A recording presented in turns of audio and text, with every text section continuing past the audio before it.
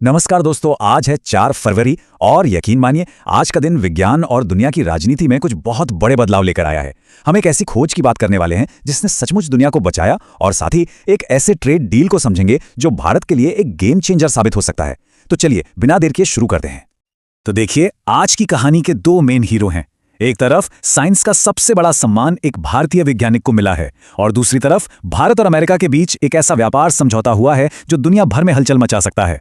आइए इन दोनों ही बड़ी खबरों को थोड़ा और गहराई से समझते हैं। आज हम क्या क्या कवर करने वाले हैं उस पर एक नजर डाल लेते हैं। सबसे पहले दिन की सबसे बड़ी सुर्खियों से शुरुआत करेंगे, फिर हम साइंस और टेक की दुनिया में गोता लगाएंगे, इकोनॉमी की नब्ज टटोलेंगे और देश के दूसरी जरूरी खबरों पर भी नजर डालेंगे। और हाँ, आखिर में एग्जाम के लिए कुछ खास वन लाइनर्स हैं और आपसे एक सवाल भी पूछेंगे। तो चलिए सबसे पहले उन 2 खबरों से शुरू करते हैं जिनका असर सबसे गहरा होने वाला है, एक विज्ञान की दुनिया में और दूसरी ग्लोबल ट्रेड के मैदान में। आज साइंस की दुनिया से एक बहुत बड़ी और हम सबके लिए गर्व करने वाली खबर आई है। भारतीय मूल के वैज्ञानिक हैं वीरभद्रन रामनाथन, जिन्हें 2026 के क्रॉफर्ड पुरस्कार से सम्मानित किया गया है। आपको बता दूं कि इसे जियो साइंस यानी भूविज्ञान का नोबेल प्राइज भी कहा जाता है, जो बताता है कि यह कितना बड़ा सम्मान है। अच्छा, उनकी ये कहानी कोई आज की नहीं है। ये शुरू हुई थी 1975 में, जब उन्होंने एक ऐसी खोज की जिसने दुनिया को चौंका दिया। उन्होंने बताया कि हमारे फ्रिज और एसी से निकलने वाली सीएफसी गैसें ही ग्लोबल वार्मिंग की एक बहुत बड़ी वजह है। उनकी ये खोज इतनी जबरदस्त थी कि इसी के आधार पर 1987 में ऐतिहासिक मॉन्ट्रियल प्रोटोकॉल साइन हुआ, जिसने हमारी धरती को बचाने में एक बहुत बड़ा रोल निभाया। और इस सम्मान का महत्व सिर्फ नाम में नहीं है, इसके साथ लगभग 9 लाख अमेरिकी डॉलर यानी करीब करीब 7.5 करोड़ रुपए की पुरस्कार राशि भी जुड़ी है। ये बात इसे दुनिया के सबसे प्रतिष्ठित वैज्ञानिक पुरस्कारों में से एक बना देती है। अब आते हैं अर्थव्यवस्था की तरफ, जहां भारत के लिए एक बहुत बड़ी राहत की खबर है। अमेरिका ने भारतीय सामान पर लगने वाले टैरिफ में जबरदस्त कटौती की है। इसे 50% के भारी भरकम स्तर से घटाकर सीधे 18% कर दिया गया है।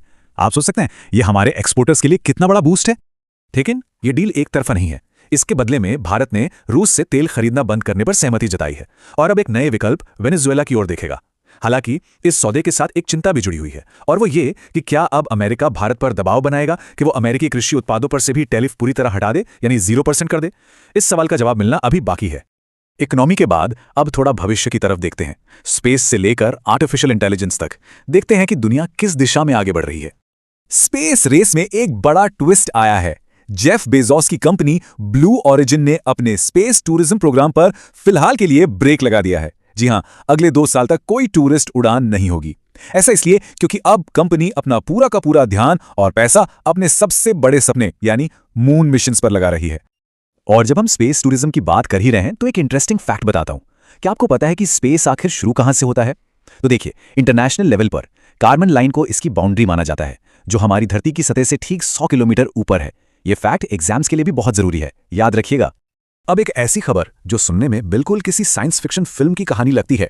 मल्टीबुक नाम का एक सोशल नेटवर्क लॉन्च हुआ है, लेकिन इसमें खास बात यह है कि यह हमारे आप के लिए नहीं है।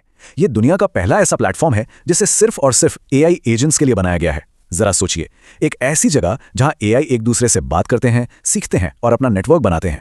पर्यावरण को बचाने की बात हो और केरल का नाम ना आए, ऐसा हो नहीं सकता। उन्होंने 2 और कमाल की पहल की हैं। पहली, कोचीन हवाई अड्डा अब यात्रियों के लिए हाइड्रोजन से चलने वाली बसों का इस्तेमाल करेगा और ऐसा करने वाला ये देश का पहला एयरपोर्ट बन गया है। दूसरी, उन्होंने नियोफाइट आईडी नाम की एक ऐप लॉन्च की है। ये उन बाहरी पौधों की पहचान करने में मदद करेगी जो हमारे लोकल इकोसिस्टम के लिए खतरा हैं। चलिए आप कुछ ऐसे मुद्दों का रुख करते हैं जहां इकोनॉमी, कानून और इंटरनेशनल रिलेशंस ये तीनों आकर मिल जाते हैं। देश के सबसे पुराने और उलझे हुए विवादों में से एक पर सुप्रीम कोर्ट ने एक बड़ा फैसला सुनाया है। तमिलनाडु और कर्नाटक के बीच पेन्नार नदी के पानी को लेकर दशकों से जो झगड़ा चल रहा है, उसे सुलझाने के लिए अब एक स्पेशल ट्रिब्यूनल बनाया जाएगा। तो सवाल उठता है कि ये ट्रिब्यूनल आखिर होता क्या है? देखिए, आसान भाषा में समझें तो ये एक तरह की स्पेशल कोर्ट होती है। जब भी 2 राज्यों के बीच नदी के पानी को लेकर कोई विवाद होता है, तो हमारे संविधान के आर्टिकल 262 के तहत ऐसी एक बॉडी बनाई जाती है जिसका इकलौता काम होता है उस विवाद पर एक निष्पक्ष फैसला देना। इन बड़ी खबरों के अलावा देश भर से कुछ और भी जरूरी अपडेट्स हैं जिन पर एक नजर डालना बहुत जरूरी है। कॉर्पोरेट जगत से सरकारी कंपनी यंत्र इंडिया लिमिटेड के लिए एक अच्छी खबर आई है। इसे मिनी रत्न कैटेगरी 1 का स्टेटस दिया गया है। अब इसका सीधा मतलब यह है कि कंपनी को अब ज्यादा आजादी मिलेगी और वो 500 करोड़ रुपए तक के प्रोजेक्ट्स पर बिना सरकार की मंजूरी का इंतजार किए तेजी से काम कर पाएगी। और अब एक खबर जो हम सबको प्रेरित करेगी। अरुणाचल प्रदेश की पर्वतारोही कबक यानो ने एक बहुत बड़ी उपलब्धि हासिल की है। उन्होंने साउथ अमेरिका की सबसे ऊंची चोटी माउंट एकोंकागुआ पर सफलतापूर्वक तिरंगा फहराया है। और अब वो सेक्शन जिसका आप सबको इंतजार रहता है। फटाफट कुछ ऐसे पॉइंट्स देख लेते हैं जो आपके आने वाले एग्जाम्स में सीधे सवाल बनकर आ सकते हैं। इन्हें जरूर नोट कर लीजिएगा। पहला, एनएसओ यानी राष्ट्रीय सांख्यिकी कार्यालय जुलाई 2026 से एक बहुत बड़ा माइग्रेशन सर्वे शुरू करने जा रहा है।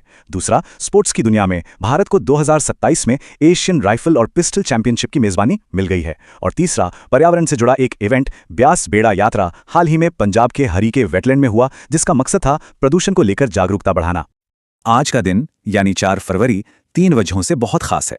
पहला है वर्ल्ड कैंसर डे, जिसकी इस साल की थीम है यूनाइटेड बाय यूनिक। दूसरा है international day of human fraternity, जिसका संदेश है डायलॉग ओवर डिवीजन। और तीसरा, आज ही के दिन 1948 में हमारे पड़ोसी देश श्रीलंका को अंग्रेजों से आजादी मिली थी। तो आज हमने काफी कुछ सीखा। अब चलिए देखते हैं कि आपने कितना ध्यान से सुना। ये रहा आज का सवाल। आज हमने पेन्नयार नदी विवाद पर काफी बात की, तो सवाल भी उसी से जुड़ा है। इस नदी के बारे में कौन सा कथन सही है? पहला, ये कर्नाटक की नंदी पहाड़ियों से निकलती है, या दूसरा, ये सिर्फ कर्नाटक के अंदर ही बहती है? अपना जवाब नीचे कमेंट्स में जरूर लिखिएगा। हम फिर मिलेंगे नई खबरों के साथ। धन्यवाद और अपना ध्यान रखिए।